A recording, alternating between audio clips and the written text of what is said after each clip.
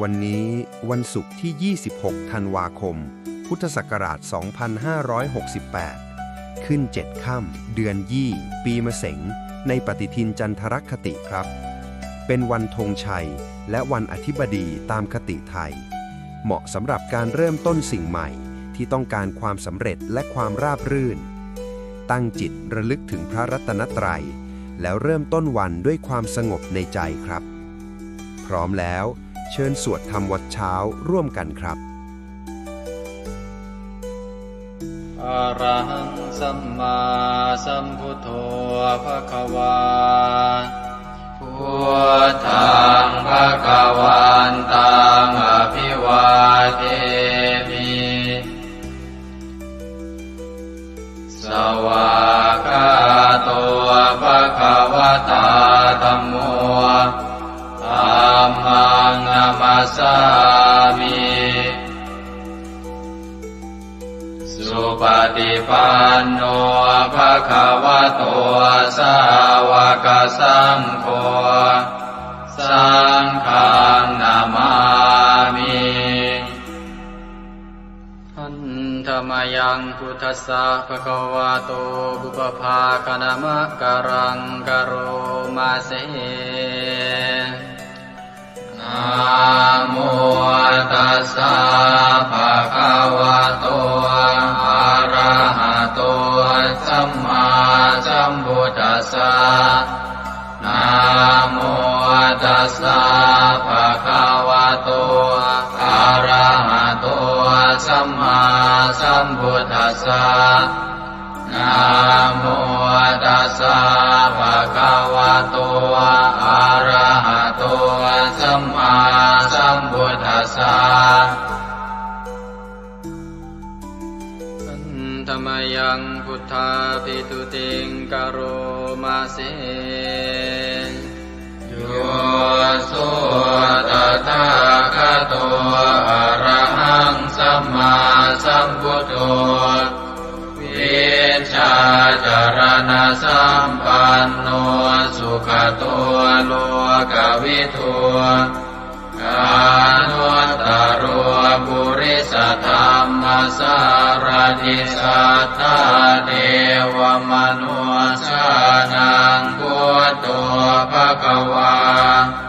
โยอิมังโลกังสเท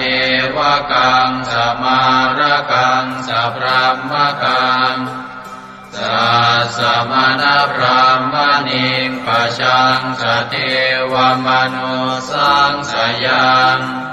อาภิญญาสัจจิกตวะปะเวเทสิโย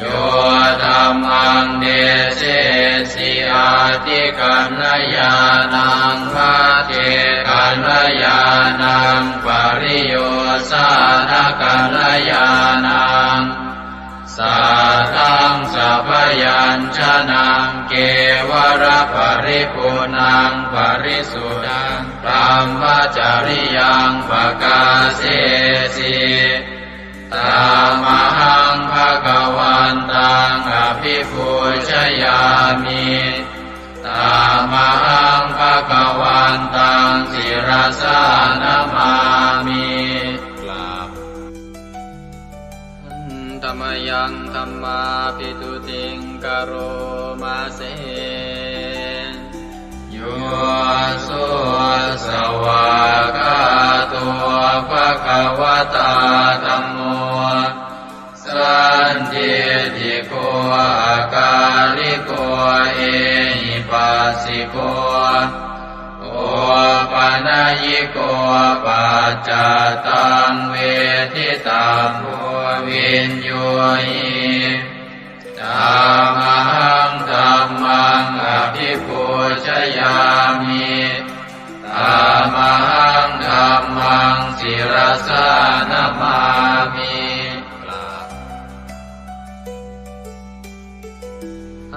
ธรรมยังสังฆาภิตุติงกโร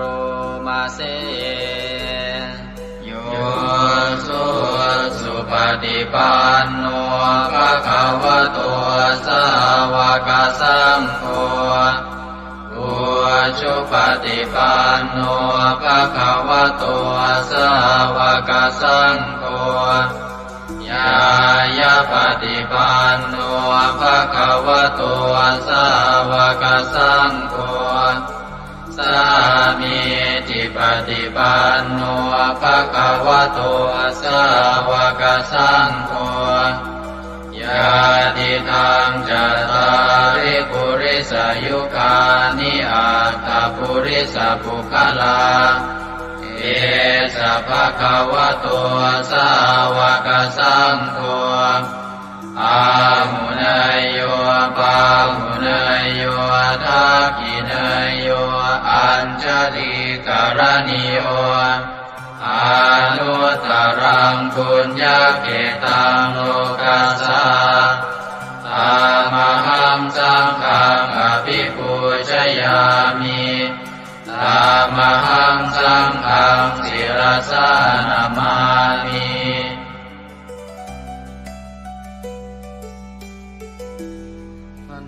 ธรรมยังรัตนัตยาปนามคาทายโยเจวะสังเวคาปริจิตนาปาทัญจะปนามาสิพุทโธสุสุโธกรุณามหันนโวโยจันตสุทาภรยานโลจโนโลกัสสะปะปุปกิเลสขาตโกวันธามิพุทธังอหมาทะเรนตังธัมโมปฏิโพวิยตัสสะสัตตุโนโยมะคปะกามตะเพทพินนโกโลกุตโรโยจตทัตถทิปโนวันธามิธัมมังอหมาทะเรนตังสังโฆสุเกตาภยติเกตาสัญญิโตโยตินาสันโตสุขตานุโปทโกโลลาภหิโนอริโยสุเมตโสวันธามิสังฆังอหมาทะเรนตังอิเจวะเมกันตภิกขุชเนยกัง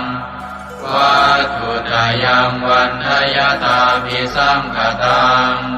ปุญญังมายายังมะมะสะภุปัตถวามาหุนตุเวตัสสะปะภาวสิทธิยาอิทัตตะทาคโตโลเกอุปันโนอะระหังสัมมาสัมพุทโธธัมโมจะเทสิโตนิยานิโกอุปัสสมิโกปรินิพพานิโก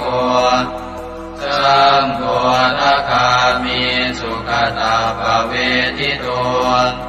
มายันตังธัมมังสุตวาเอวังชนามา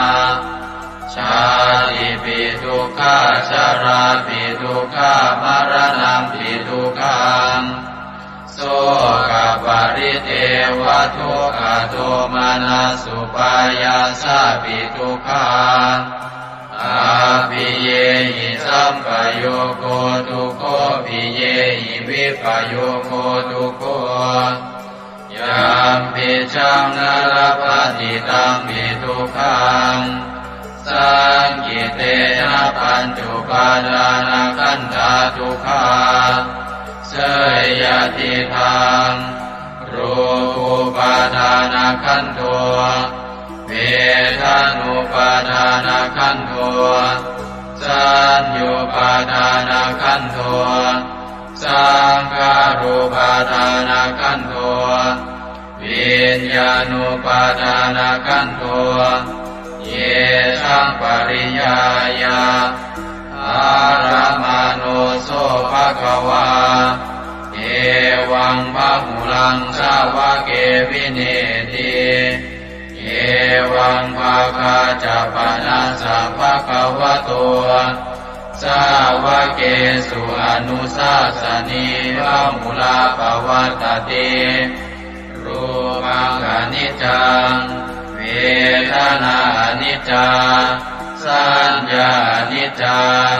สังขาราอนิจจาวิญญาณังอนิจจังรูปังอนัตตาเวทนาอนัตตาสัญญาอนัตตาสังขาราอนัตตาวิญญาณังอนัตตาสัพเพสังขาราอนิจจาสัพเพธัมมาอนัตตาติเตมะยังโอตินามหาชาติยาชารามรณีนาโสเกหิปาริเทเวหิทุเกหิโทมานาเสหิอุปายาเสหิทุโกตินาทุกขปะเรตากาเภวนามิมัสสะเกวรัสสะทุกขคันทัสสะอันตกิริยาปัญญาเยธาติจิระปรินิพพุตัมปิตังภคะวันตังสรณังคตาอามันจะภิกขุสังฆัญจาตัสสะภะคะวะโตสาสนังยถาสติยะถาปรังมนัสสิกโรมะอนุปฏิปัชฌามาสาสะโนปฏิปติอิมัสสะเกวรัสสะทุกขคันทัสสะอันตกิริยายาสังวัตตุอันธรรมยังอุริสนาทิฏฐานาคาทายโยปนามาเสอิมินาปุญญกัมเมนาอุปัชฌายาคุณุตตราอาจาริโยปการาจามาตาปิตาจยาตกาสุริโยจันติมาราชาคุณวันตานราปิจาพรหมมาราชอินทราจาโลกาภาราชเทวตายาโมมิตามนุสสาจามัจจตาเวลิกาปิจาสัพเพสัตตาสุขิโหนตุปุญญานิปกตานิเมสุขังจติวิทังเตตุกิปังปาเปตโวมะตังอิมินาปุญญกัมเมนาอิมินาอุทิเสนาจาเยปะหังสุรเพเจวาตันุปาทานาเชตนังเยสันตาเนหินาธัมมายาวานิปานโตมะมังนาสันตุสัพพทาเยวายะถาชาโตภเวภเวอุชุจิตังสติปัญญาสันเลโกวิริยัมหินามาลาลาพันตุโนกาสังกาตุนจาวิริเยสุเมพุทธาทิปาวโรนาโทธัมโมนาโทวรุตตโมนาโทปัจเจกพุทโธจาสังโฆนาโทตโรมะมังเอโสตมานุภาเวนะมาโลกาสังลาพันตุมายาเทวตาสันทิวิหารวาสินีทุเปกะเรโวทิกะเรตาหิงตาหิง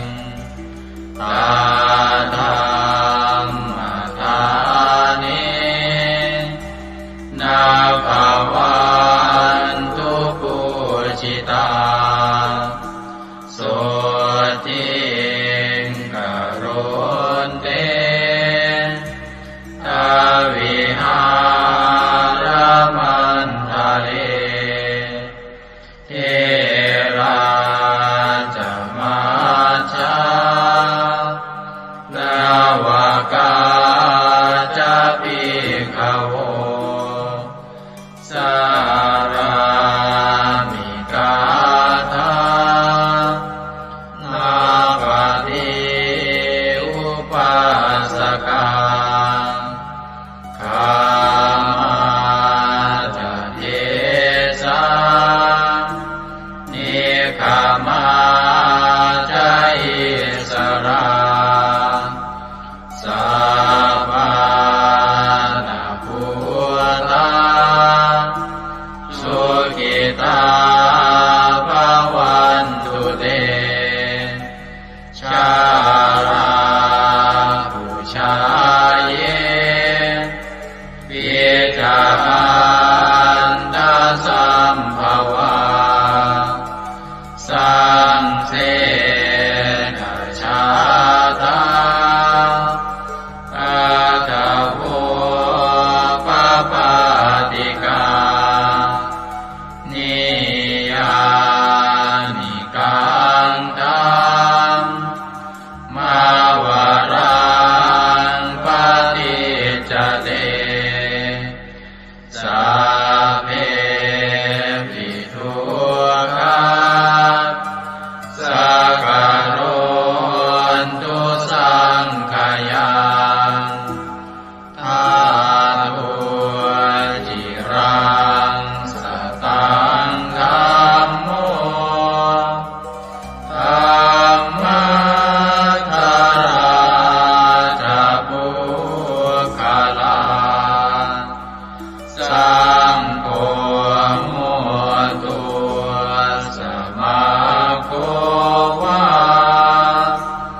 อัตตายาจาหิตายาจาอาเมรังคตุสัทธัมโมสัพเพปิธัมมาจาริโนบุติงสัมปาปุเนยามะธัมเมอริยภเวทิเตสัพเพสัตตาสัทธาโหนตุอาเวราสุขาชีวิโนขอให้สัตว์ทั้งหลายจงเป็นผู้ไม่มีเวรต่อกันและกันจงเป็นผู้ดำรงชีพอยู่เป็นสุขทุกเมื่อเถิดกาตังปุญญังพลังไมหังสัพเพภาคีภวันตุเตขอให้สัตว์ทั้งสิ้นนั้นจงเป็นผู้มีส่วนได้เสวยผลบุญการที่ข้าพเจ้าได้บำเพ็ญแล้วนั้นเถิด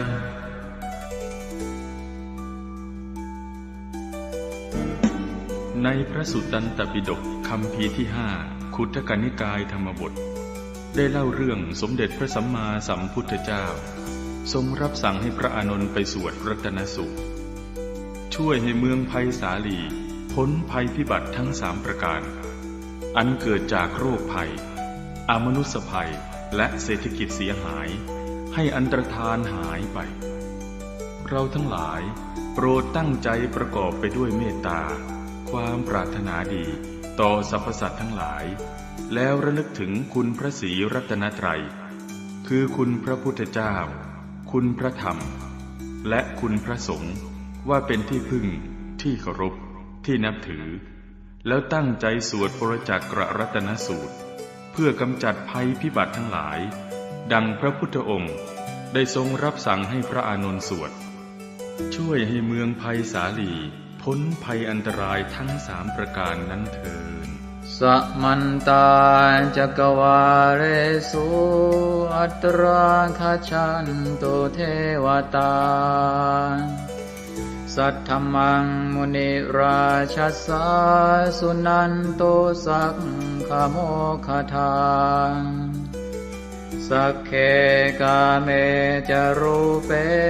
คิริสิขารตเตจันตาลิเควิมาเนทิเปรัเทจะคาเมตารุวนาคหเนเคหวัตุมมิเคเตภุมมาจยันโตเทวาชลทลวิสเมยัคขคันธัมพนาคา ติทันตาสันติเกยังมุนิวรวจนังสาทโวเมสุนันโตธัมมสวนาคาโลอะยัมภทันตาธัมมสวนาคาโลอะยัมภทันตาธัมมสวนาคาโลอะยัมภทันตานะโมเมพุทธเถชะสารตนะตยสัมมิกาเตชะปะเทติปะเทเทวานารายะปรเมสุราเทติพรหมาจายินทาจะจตุโลกาธัมเมรกกาสมุทธาภูตุงทังคาจะสัพพัมมชัยยะปะเทติภวันตุเตชัยชัยทรณิทรณิอุตติอุตตินาทินาทิชัยชัยพระโกนละตนละนิไทยนิไรไทยเสนาเมรุราชพุนโนราชิชัยชัยธรรมิระโสปินาเจตนาจิปิสัจพุทธจาริชัยชัยตุนิมิตาโลกิชัยชัยปิงกิตุตาสานะมุขจาชัยชัยวารุณโมทัสสะชัยชัยจัมปาทินาคตุลสันโตชัยชัยทัจจกุณตุรงสุขระโพชงสิหาเปียกติปาชัยชัยวารุณโมกายตราจิตจิตเสนาเรปุณโสติโนระเดชัยชัยสุขาสุขาสิวิชัยชัยทรณิตาเนคตาสุชัยยะชัยชัยทรณิสันติสัทธาชัยชัยมังคารารัญญาภวะเกชัยชัยวารุณยาเกชัยชัยรักเทสุรภูชเตชะชัยชัยพรหมเมทัตนาชัยชัยราชาธิราชาชัยชัยชัยปัตตเวงสัพพังชัยชัยวรหันตาปัจเจกตุสัตตาวังชัยชัยมเหสุโรหะโรหะริงเท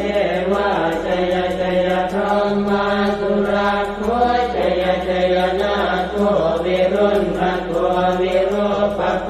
จันทิมาระวินโตจะเวนะเตยโยจะกุเวโรวรุโนทิจาคิวาโยจะปาจุโนกุมารโรสัตระตะโกอัตระตมหาเทวาทิติตาปัสสะทโยอิเสโนสาวกตาปัจฉัยยราโมปวันตุเตดยธรรมโมจะสังโฆจะสัสสะปาโลจะชัยยะทังเอเตนะชัยยะเตเตนะชัยยะโสติปวันตุเตเตนะพุทธเตเตนะโหตุเตชัยมังคารังชโยติพุทธสัจจิริมโตอายัมมารัตจตาติมโตปราชโยโคสยัมโมติมันเดปโมติตาชัยยะตถาพรหมกนามเหสิโรชโยปิพุทธสัจจิริมโตอายัมมารัตจปาติมโตปราชโยโคสยัมโมติมันเดปโมติตาชัยยะตถาอินทกนามเหสิโรชโยปิพุทธสัจจิริมโตอายัมมารัตจปาติมโตปราชโยโคสยัมโมติมันเดปโมติตาชัยยะตถาเทวตนามเหสิโรชโยปิพุทธสัจจิริมโตอายัมมารัตจปาติมโตปราชโยโคสยัมโมติมันเดปโมติตาชัยยะตถาสุปันนคนามเหสิโรชโยปิพุทธสัจจิริมโต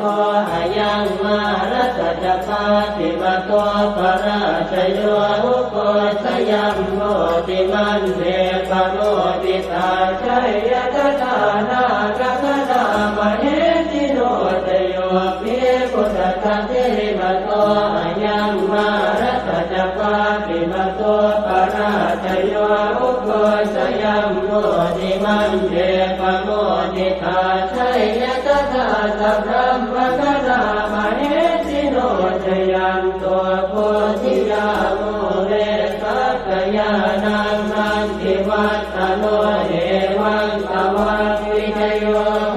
หิจยาสุจยมังคะเลอปราชิตปัลลังเจติเตปะทวิปุคะเลอภิเศษเจสะภะพุทธานังอังคัปปะโต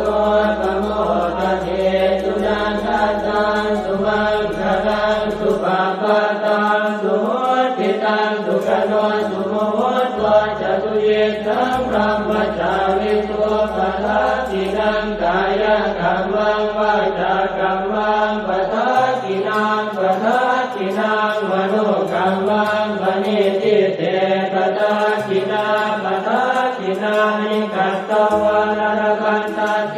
ปะทัสสิเมเตอัตรัตถสุขิตาเวรุณาพุทธศาสเนอโรคาสุขิตาโหตัสสะสัพเพหิยะเทปิสุนันตัวโตโสเยเทวาสมิทาเนอติกตาติกายุกาสดาโหตัวสุขิตาโหตัวสัพพตารักขันตัวสัพพตาตารักขันตัวจิตสัสสนังยาคาติปัฏนาเตตัสสะเวทุเรนโยมโนรัตายุตกาเรภวัตตันตุวัสสังวัสสาลาโรคาจุปัตตวะเจธานิวาเรนโยจัสสะปะตากายสุขังเกติสุขังวรันตุยัสสะโพชังโพสติสังขาโต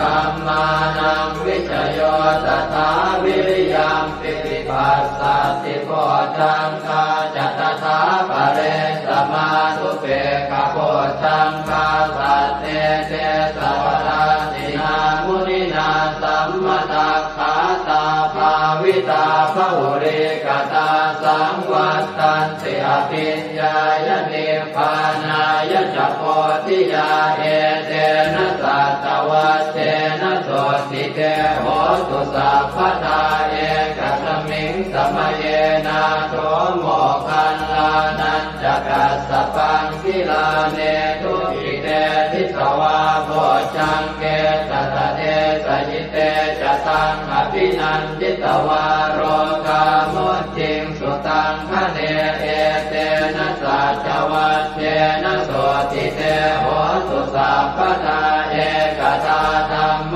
ราชาปิเกลันเยนาภิปิริโตจนทันเจเรนะตันเยวะปนาเปตวานัสสาธรังสัมโมทิตวาจา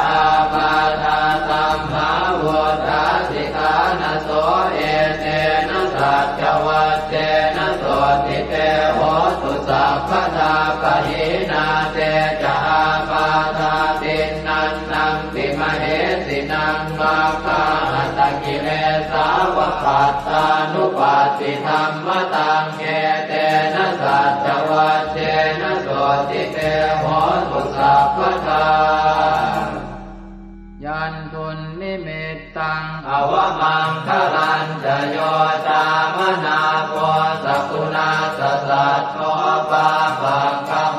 ตัวสุปินังอาการตังพุทธานุภาเวนะวินาสเมนตุยันทุนนิมิตตังอวมังคลันจะโยตามนาโพสกุณาสสัตโตปาปังคโห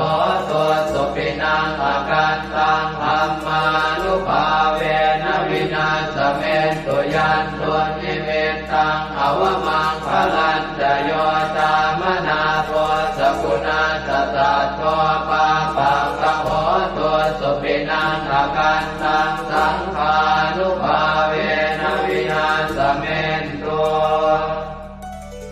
สิกุลหิสวิสโยธัมโมโลเก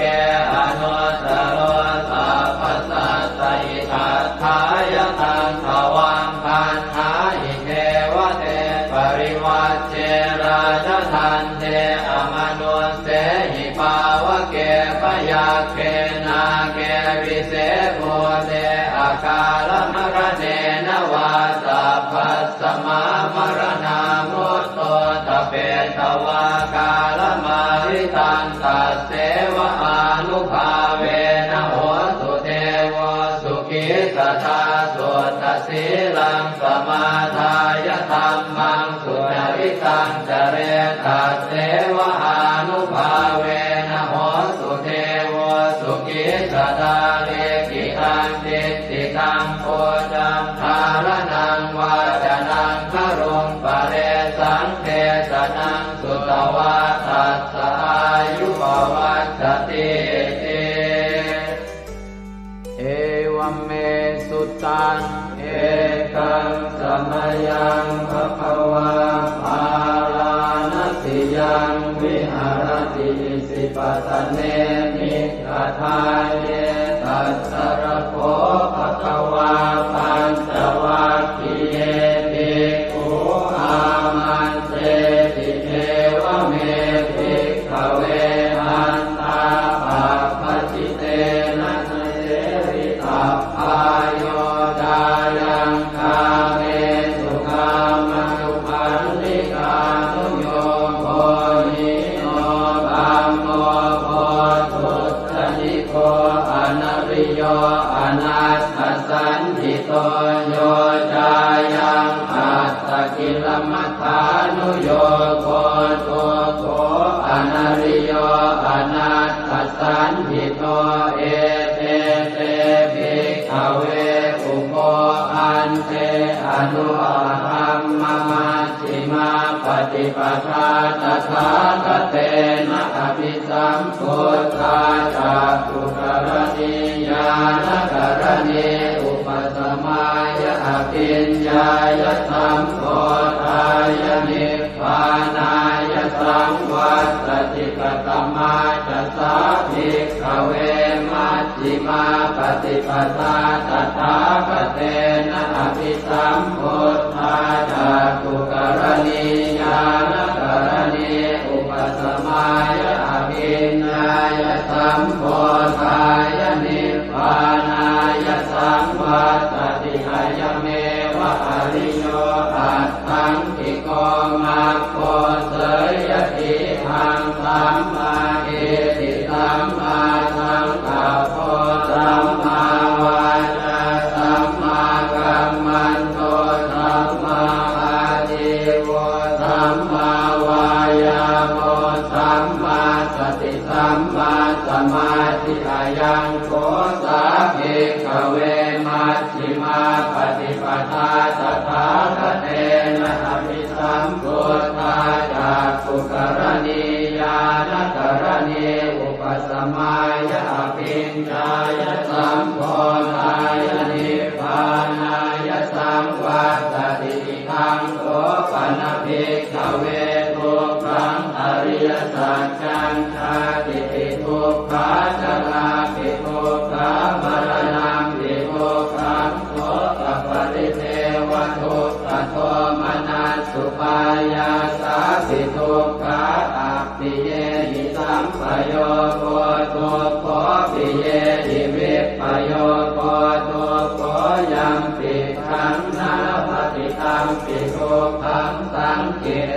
นะปัจจุบาลานังขันธาทุกขาอิทังโคปนภิกขเวทุกขสมุทัยโยอริยสัจจังญายังตัณหาโกโนภวิกานันติราคะปัตตาตัตตะระอัตตราภินันติเนเส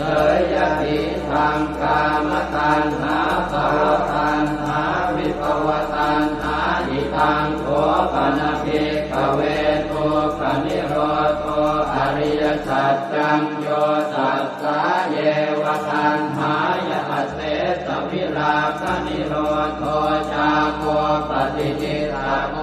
มุติอนาลโยอิทังโขปนะเพกเวทุกขนิโรธคามินีปฏิปทาอริยสัจจังอายันเมวะอริโยอาทังกิโยมาโกเสยติทังสัมมาทิฏฐิสัมมาสังกัปโปสัมมาวาจาสัมมากัมมันโตสัมมาอาชีวะสัมมาวายาโมสัมมาสติสัมมาสมาธิทังโตกังอริยสัจจันติเมภิกขเวโภเปอนันโนสุเตสุตังเมสุจักขุงอุทปาทิญาณังอุทปาทิปัญญาอุทปาทิเวชาอุทปาทิอาโลโกอุทปาทิตังโขปนิทังโกกังอริยสัจจังปริโยยันติเมภิกขเวโภเปอนันโนสุเตสุธัมเมสุจักขุงอุทปาทิญาณังอุทปาทิปัญญาอุทปาทิเวชาอุทปาทิอาโลโกอุทปาทิตังโขปนิทังโกกังอริยสัจจังปริญญาณันติเมภิกขเวโภเปอนันโนสุเตสุธัมเมสุจักขุงอุทปาทิญาณังอุทปาทิปัญญาอุทปาทิเวชาอุทปาทิอาโลโกอุทปาทิทังโกกัสสมุทัยโยอริยสัจจันติเมภิกขเวโภเปอนันโนสุเตสุธัมเมสุจักขุงอุทปาทิญาณังอุทปาทิปัญญาอุทปาทิเวชาอุทปาทิอาโลโกอุทปาทิตังโขปนิทังทุกขสมุทัยโยอริยสัจจังสหัสสะติเมภิกขเวโภเปอนันโนสุเตสุธัมเมสุจักขุงอุทปาทิญาณังอุทปาทิปัญญาอุทปาทิเวชาอุทปาทิอาโลโกอุทปาทิตังโขปนิทังทุกขสมุทัยโยอริยสัจจังปณินันติเมภิกขเวโภเปอนันโนสุเตสุธัมเมสุจักขุงอุทปาทิญาณังอุทปาทิปัญญาอุทปาทิเวชาอุทปาทิอาโลโกอุทปาทิทังทุกขนิโรโธอริยสัจจันติเมภิกขเวโภเปอนันโนสุเตสุธัมเมสุจักขุงอุทปาทิญาณังอุทปาทิปัญญาอุทปาทิเวชาอุทปาทิอาโลโกอุทปาทิตังโขปนิทังทุกขนิโรโธอริยสัจจังสัจจิกาตาคันติเมภิกขเวโภเปอนันโนสุเตสุธัมเมสุจักขุงอุทปาทิญาณังอุทปาทิปัญญาอุทปาทิเวชาอุทปาทิอาโลโกอุทปาทิตังโขปนิทังทุกขนิโรโธอริยสัจจังสัจจิกตังติเมภิกขเวโภเปอนันโนสุเตสุธัมเมสุจักขุงอุทปาทิญาณังอุทปาทิปัญญาอุทปาทิเวชาอุทปาทิอาโลโกอุทปาทิทังทุกขนิโรธคามินีปฏิปทาอริยสัจจันติเมภิกขเวโภเปอนันโนสุเตสุธัมเมสุจักขุงอุทปาทิญาณังอุทปาทิปัญญาอุทปาทิเวชาอุทปาทิอาโลโกอุทปาทิตังโขปนิทังทุกขนิโรธคามินีปฏิปทาอริยสัจจังภาเวตพันติเมภิกขเวโภเปอนันโนสุเตสุธัมเมสุจักขุงอุทปาทิญาณังอุทปาทิปัญญาอุทปาทิเวชาอุทปาทิอาโลโกอุทปาทิตังโขปนิทังทุกขนิโรธคามินีปฏิปทาอริยสัจจังภาวิทันติเมภิกขเวโภเปอนันโนสุเตสุธัม มเมสุจักขุงอุทธปาทิญาณังอุทธปาทิปัญญาอุทธปาทิวิชชาอุทธปาทิอาโลโกอุทธปาทิชาวกีวังจะเมภิกขเวอิเมสุจตุสุอริยสัจเจสุเอวันติปริวัตตังภวาทสาการังยถาภูตังญาณทัสสนังนักสุวิสุทธังอโหสิเนวตาวาหังภิกขเวสเทวเทโรเกสมาระเกสธรรมเกสัสสมณธรรมนิยาปัจจายสเทวมนุสสายอนุตตรังสัมมาสัมโพธิอภิสัมพุทโธปัญจัญญาสิงจโตจะโพเมภิกขเวอิเมสุจโตสุอริยสัจเจสุเอวันติปริวัตตังภวาทสาการังยถาภูตังญาณทัสสนังสุวิสุทธังอโหสิอัฏฐาหังภิกขเวสเทวเทโลเกสมาระเกสธรรมเกสัสสมณธรรมนิยาปัจจายสเทวมนุสสายานุตตรังสัมมาสัมโพ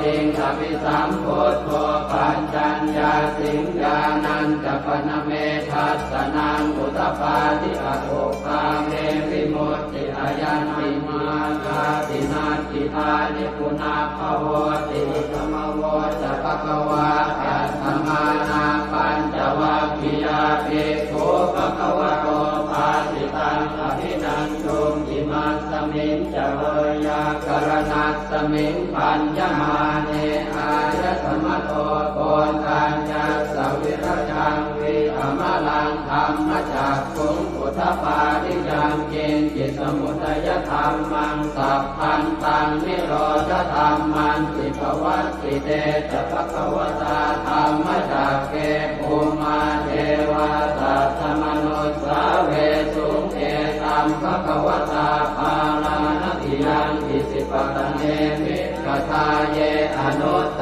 รังธรรมจักกังปวัตติตังอัปปติวัตติยังสัมมเนนวาพรหมเนนวาเทเวนวามาเรนวาพรหมุนาวาเกณทิวาโลกัสมินติภูมานังเทวานังสัตตังสุตวาจาตุมมหาราชิกาเทวาสัตตมนุสสาเวสุงจาตุมมหาราชิกานังเทวานังสัตตังสุตวาตาวติงสาเทวาสัตตมนุสสาเวสุงตาวติงสานังเทวานังสัตตังสุตวายามาเทวาสัตตมนุสสาเวสุงยามานังเทวานังสัตตังสุตวาตุติตาเทวาสัตตมนุสสาเวสุงตุติตานังเทวานังสัตตังสุตวานิมมา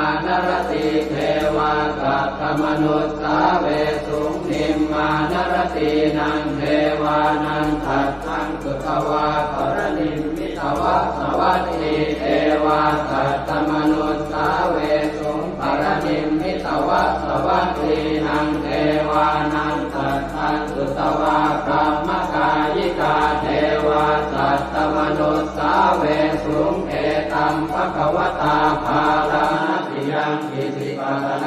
มิกทาเยอนุตตรังธรรมจักขังภวัตติตังอัปปติวัตติยังสัมมเนนวาพรหมเนนวาเทเวนวามาเรนวาพรหมุนาวาเกณทิวาโลกัสมินติอิติหะเตนะคะเนนะเตนะโมโหเตนะยาวะพรหมโลกาสัตโตอโภคันติอายัญจะทัสสะหันติโลกธาตุสังกัปปิสัมปะกัปปิสัมภเวทิอัปปมาโนจะโอราโลโอปาโสโลเกปาตุลโหสิอติกัมเมวะเทวานังเทวานุภาวังอัตถโขภควาอุทานังอุทาเนติอัญญาสิวัตโพโกนทัญโยอัญญาสิวัตโพโกนทัญโยติติทังอายสมโตโกนทัญญาสอัญญา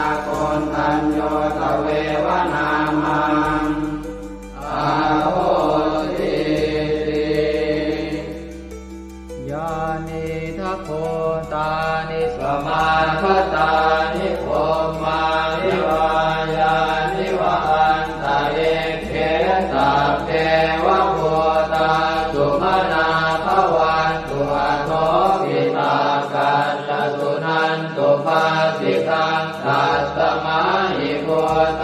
นิสาเวทัสสะเตเมตังกโรธรรมานุสติยาปัจจายติวาจารัตโตจารันติเยวะเลกัสสมาหิเนรักขตาปมัตตายังเกจิเวตังอิทวาหุรังวาตาเกสุวายังรัตนังปเนตังนโนสมังอาจิกถาคเตนะอิทังปิพุทเทรัตนังปเนตังเอเตนะสัจเจนะสุวัตติโหสุขยังวิราคังอมตังปเนตังยตาจักขาสักขยามิสมาหิโตนะเตนะธรรมเมนะสมาธิจิตติตังปิตังเม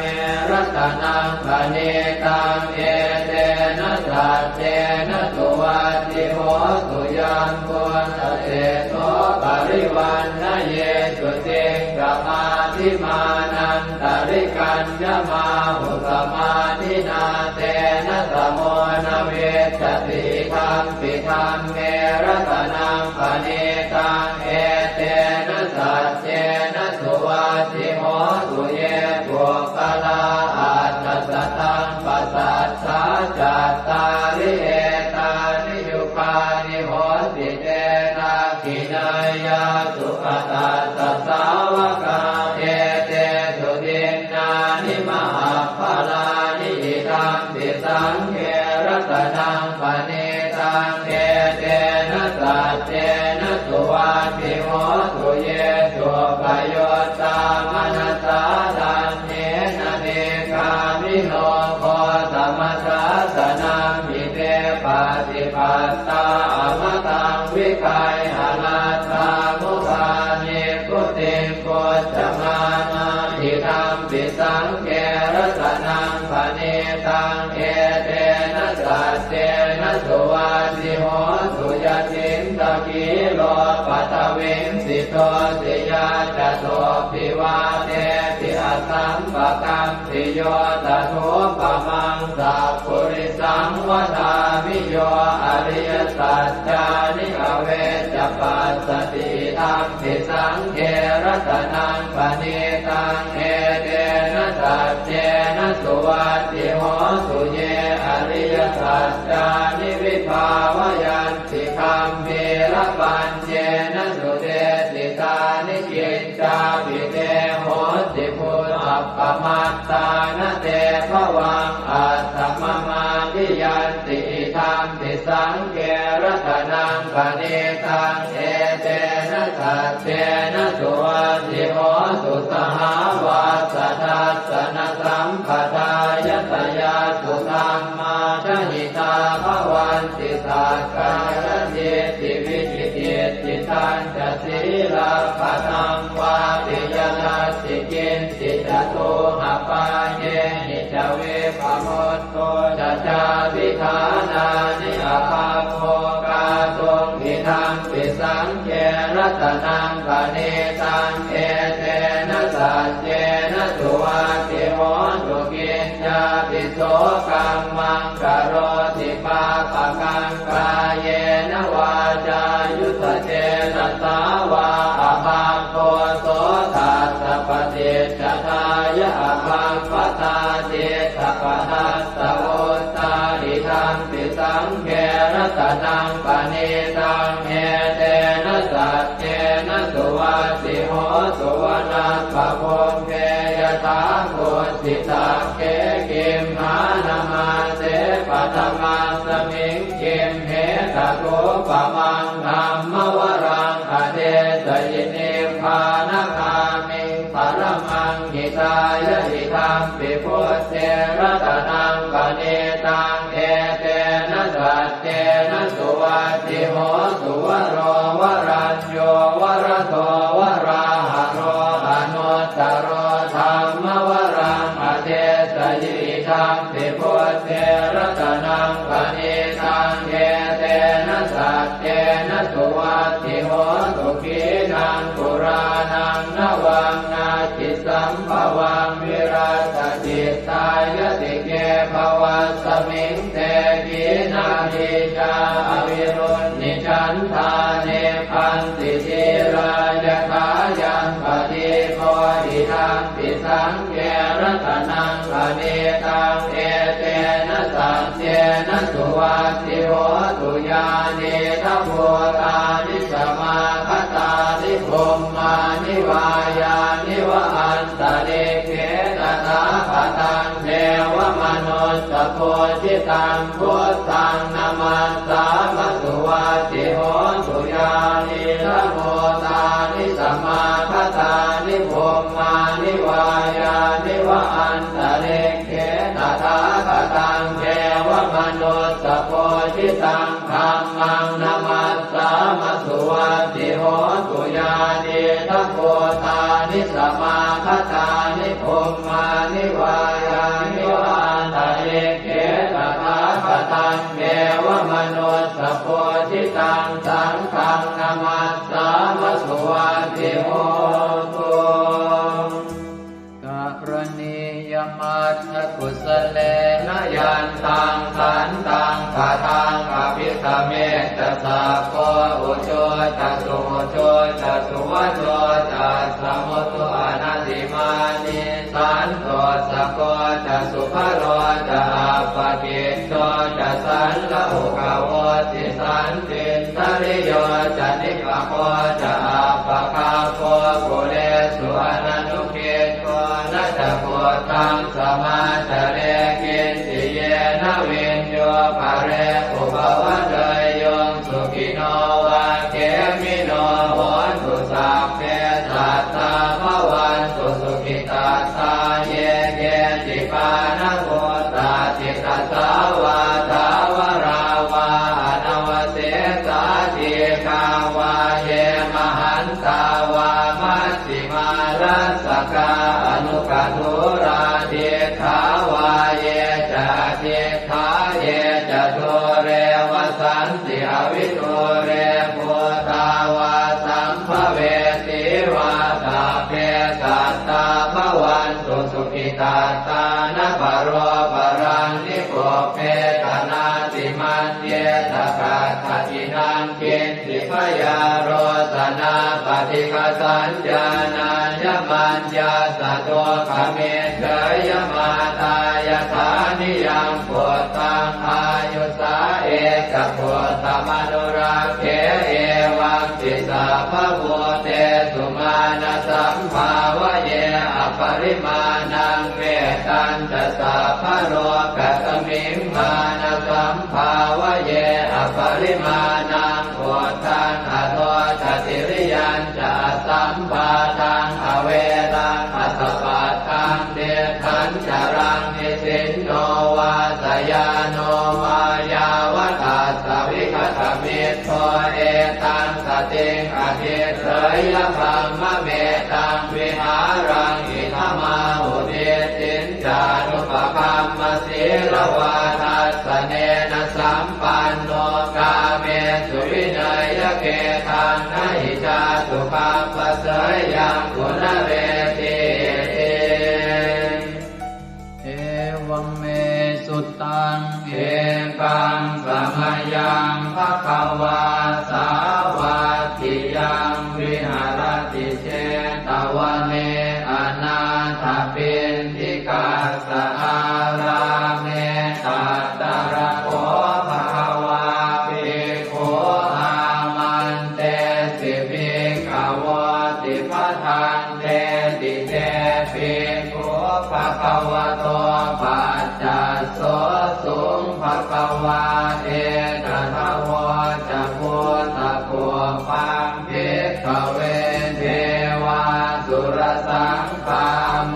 สมุอัมยุนโมอโหสิอัตถโกภิกขเวสัพโคเทวานามินโทเทเวตาวติงเสอามันเตติสเตมาริสาเทวานังสังฆามาคตานังอุปัชฌยขยังวาสัมทิตาตังวาโลมหังโสวามะเมวะตัสสะ มิงสมะเยทัชาคังควรโล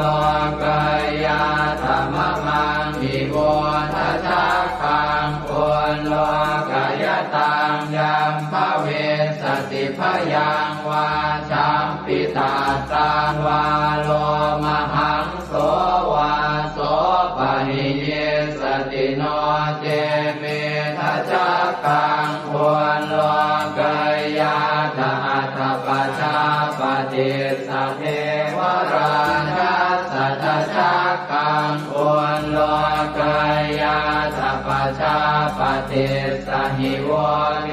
วราชาสัทธาคังควรโลกายตังยัมภเวสติพยังวาชัมปิตาตังวาโลมหังโสวาโสปะหิเยสติโนเจปัจจาปฏิสเท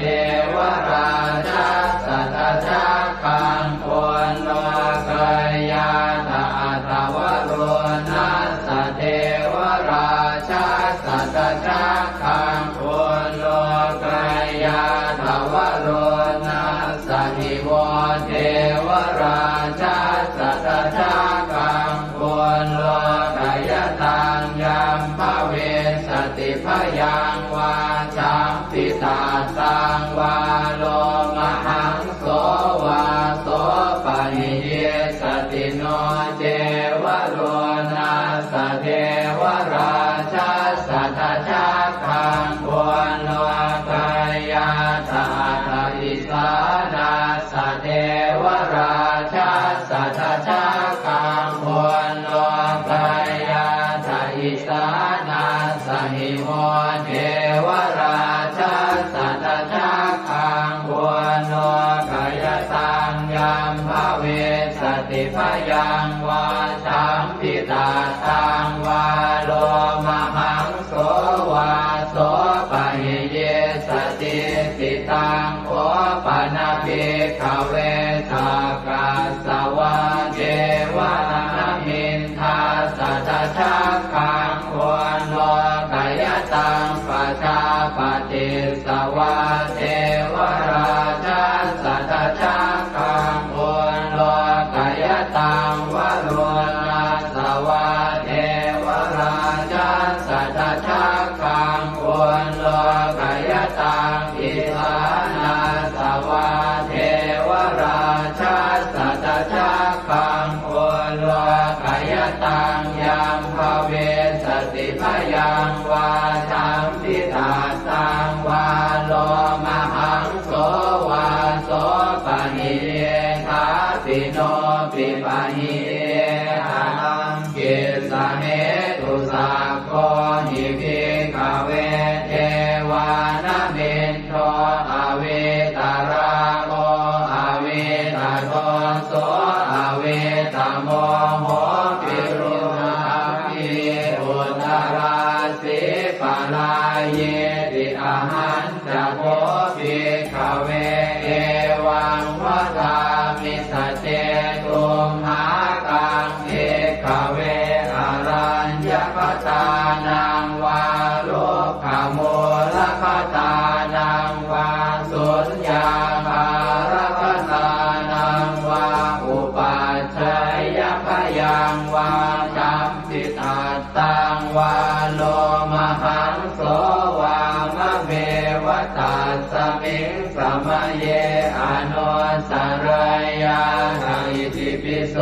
ภะคะวาอะระหังสัมมาสัมพุทโธวิชาจารณะสัมปันโนสุขโตโรกวิทูอนุตตรปุริสธรรมสารพิสัทธาเดวมนุสานังพุทโธ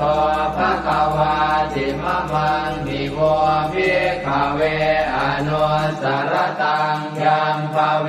สติพยังวาชัมปิตาตังวาโลมหังโสวาโส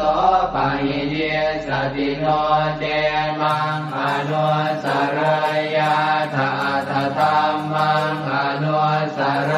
ยาธสวาคาโตภะคะวตาธัม สันติติโกอาการิโกเอหิปัสสิโกโอปนัยโกปัจจตังเวทิตาโกเวนโยหิติธัมมังนิโวภิกขเวอนุสรตังยัมภเวสติพยังวาสัมปิตาตังวาโรมหังโสวาโสปะหิสติโนเตธัมมังอนุสรยาตะตังขังอนุสรยาตสุปฏิปันโนภะคะวะโตสาวกสังโฆพุทธุปฏิปันโนภะคะวะโตสาวกสังโฆญาญาปฏิปันโนภะคะวะโตสาวกสังโฆสามีจิปฏิปันโนภะคะวะโตสาวกสังโฆยะติทานจัตตาริปุริสายุคานิอัตถปุริสปุคลาเอตภะคะวะโตสาวกสังโฆอาหุนายโยปาหุนายโยทักขินายโยอัญชริกรณิโยอนุตตรังปุญญเขตังโลกัสสติสังฆังนิโวภิกขเวอนุสรตังยัมภเวสติพยังวาสัมปิตาตังวาโลมหังโสวาโสปะหิสติตังกิสสะเหตุตถาคตหิภิกขเวอรหังสัมมาสัมพุทโธเวตราโอเวตโตโสเวตโมโหอภิโรอาชัมเทอนุสราเสอปาราเยติธรรมโวจะภาควาอิตังวัตตวานสุภโสยะถาอารังเอตถาวจะสัทธาอารัญเยโรกโมเรวาสุญญาคาเรวะภิกขวะอนุสเรตสัมโพธังพยังตุมหากโนติยาโนเทพุทธังสรยาชโลกเจตังสราสพังอาธรรมังสรยาธนิยานิกังสุเทจิตังโนเจธัมมังสรยาธนิยานิกังสุเทจิตังอัตถสังฆังสรยาธปุญญเขตังอนุสรังเอวังพุทธังสรันตานังธัมมังสังฆังจะภิกขวะพยังวาสัมภิสาตังวาโลมหังโสรหิสติเตเวปัสเสสนมาตุจักขุมาตาสสิเรมโตสิกิสปินามาตุสัพพะโพธานุกัมปิโนเวสะโพธนามาตุนะหาตกาสัตตปัสสิโนนามาตุกะปุสันทัสสมานเสนาปมาทิโนโพนาคมนาสนามาตุพระมนาสวุสีมโตกาสปัสสนามาตุเวปโมตัสสะสัพพะเทอังเกรสัสสนามาตุสักกายโพตัสสะติเรมโตโยอิมังธัมมะมะเทเส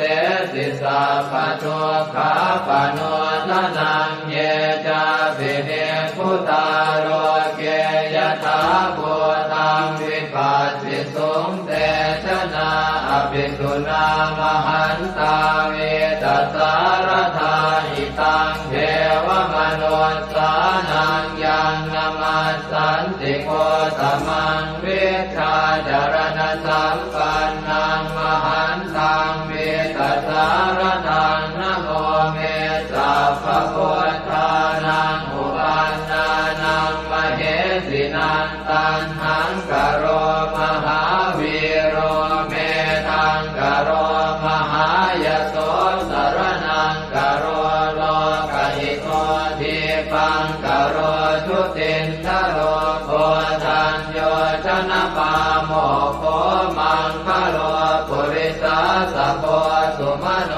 สุมาโนติโรเรวะโตรติวัตโนโสภิโต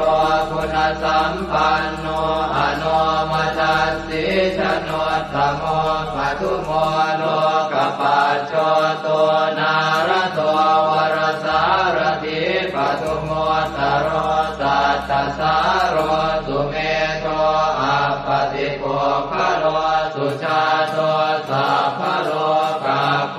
ปิยทัสสินาราสโมอัตถทัสสิการุณิโกธรรมทัสสิสมโมนุโตเตทัสโตอัสสโมโลเกติโสจวัฏตังวโรกุโสจวรโตพุทโธวิปัสสิจานุปโมสิกิสัพพหิโตสัทธาเวสสุสุขทายโกกัปปุสันโตสัตวาโหโกนาคมโนลนันจโหกัสสโพสิริสัมปันโนโพตโมสักขยมุงขโวเอเตจันเยจะสัมโพธาอเนกสัตตโพธโยสัพเพพุทธาอัสสมาสมาสัพเพพุทธามหิติกาสัพเพทัสสะโลเวนาเวสารัสเตอุปาคตาสัพเพเตปฏิชานันติอาสะพันธานโมตตมังสีหนาทังทันเตเตปริสาสุวิสารตาพรหมจักกังภวัตเตติโลเกอัปปติวัตติยังอุเปกาพุทธธรรมเมหิอัตถารถินายกาภวัตติสลักขโนเป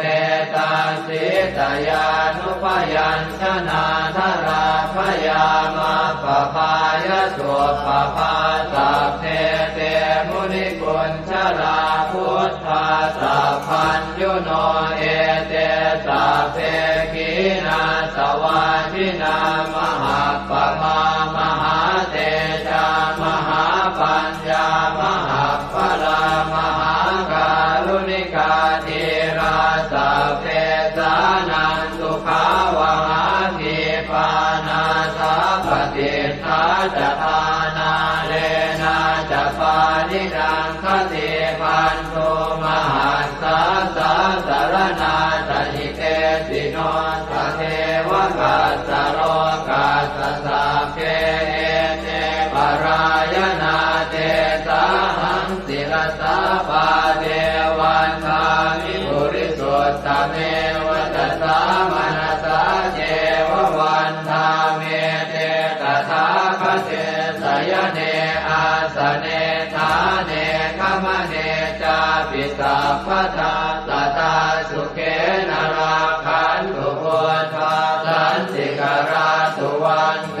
หิตวังรักขิโตสันโตมุตโตสัพพะเยนะจะสัพพะโลกวินิโมตโตสัพพะสันตาภวัติโตสัพพะเวรมติกันโตนิพุตโตจตุวังภวเตสังสัจเจนะสีเลนะขันติเมตตาภะเลนะจะเตปิตุมเหอนุรักขันตุอาโลกเยนะสุเกนะจะปุราติมัสสมิงทิสาภาเกสันติโพตามหิทธิกาเตปิตุมเหอนุรักขันตุอาโลกเยนะสุเกนะจะทักขินัสสมิงทิสาภาเกสันติเทวามหิทธิกาเตปิตุมเหอนุรักขันตุอาโลกเยนะสุเกนะจะปัจฉิมัสสมิงทิสาภาเกสันตินาคามหิทธิกาเตปิตุมเหอนุรักขันตุอาโลกเยนะสุเกนะจะโหตรัสสมิงทิสาภาเกสันติยาคามหิทธิกาเตปิตุมเหอนุรักขันตุอาโลก เยนะสุเขนะจักขุริมาติสังคตรัตโตทากิเนนะวิรุณหะโกปาติเมนะวิโรปาโกกุเวโรอุตรันติสังกัตตาโรเตมหาราชาโรกปารายสัสสิโนเตปิตุมเหอนุราคันตุอาโรคเยนะสุเขนะจะอากาสัทธาจะกุมมันตาเทวานากามหิติกาเตปิตุมเหอนุราคันตุอาโรคเยนะสุเขนะจะนาทิเมสรนังอัญญังพุทโธเมสรนังวรังเอเตนะสัจวัชเชนะโหตุเตชยมังคลังนาทิเมสรนังอัญญังธัมโมเมสรนังวรังเอเตนะสัจวัชเชนะโหตุเตชยมังคลังนาทิเมสรนังอัญญังสังโฆเมสรนังวรังเอเตนะสัจวัชเชนะโหตุเตชยมังคลังยังเจนจิรตนังโลเกเวชติวิวิธังปุถุรตนังโพธสมังนาติตาสมาโสติภวันตุเตยังเจนจิรตนังโลเกเวชติวิวิธังปุถุรตนังธรรมสมังนาติตาสมาโสติภวันตุเตยังเจนจิรตนังโลเกเวชติวิวิธังปุถุรตนังสังฆสมังนาติตาสมาโสติภวันตุเตสักกตวาพุทธรัตนังโอสถังอุตมังวรังหิตังเทวมนุสสานังพุทธเตเชนะโสตินานาสันตุปัฏฐวาสัพเพทุกขาโวปัสสเมตุเต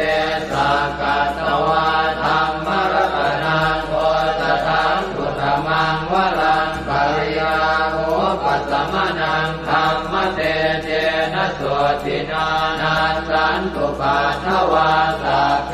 พยาโวปัสสเมตุเตสักกตวาสังฆรัตนังโอสถังอุตมังวรังอาหุนายยังปาหุนายยังสังฆเตเจนะโสตินานาสันตุปัฏฐวาสัพเพโรคาโวปัสสเมตุเต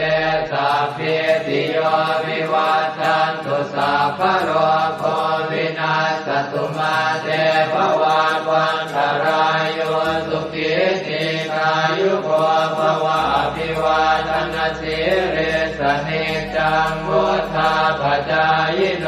จัตตารโอธรรมาวัฏันติอายุวันโนสุขังภลัง วันนี้วันอาทิตย์ที่ 30 พฤศจิกายน พุทธศักราช 2568 ขึ้น 10 ค่ำเดือนอ้ายใน